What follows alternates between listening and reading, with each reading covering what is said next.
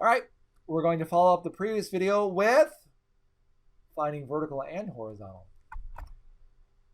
Pause it, see what you can do. I'm assuming you paused it.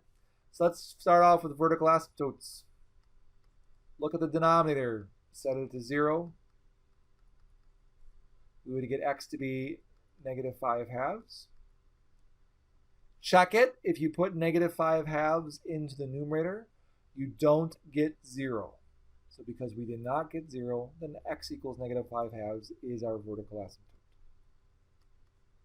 Yay. Horizontal asymptote. This one requires no work. We just look at it. The degree of the numerator is 1. The degree of the denominator is 1. Since they have the same degree, the horizontal asymptote is brought to you by the ratio of leading coefficients, negative 7 over 2.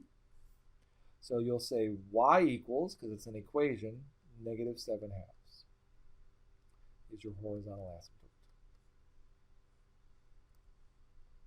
We repeat the process for part B.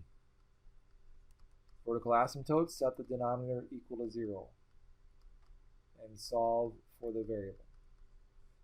This one has a GCF of x. Factor out the x. X squared plus 3x plus 2 factors as x plus 2, x plus 1, in either order because multiplication is commutative. Setting each factor to 0,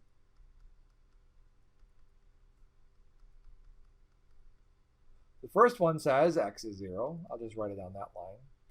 The second one says x is negative 2. And the last one says x is negative 1. Only the first two are vertical asymptotes, because if we stuck these numbers into the numerator, you will not get 0. Negative 1, if you stuck it into the numerator, you do get 0. So this one's not a vertical asymptote. The formal name for what's happening at negative 1 is a hole. A hole is at a the x value related to a hole makes the numerator and denominator 0. We really don't cover holes in this class, so you don't have to worry too much about it. Horizontal asymptote. The degree of the numerator is 2. Denominator is 3. Because the numerator has smaller degree, then the horizontal asymptote is brought to you by y equals 0. Again, horizontals are much nicer. You just have to look at them. It's all about the degree.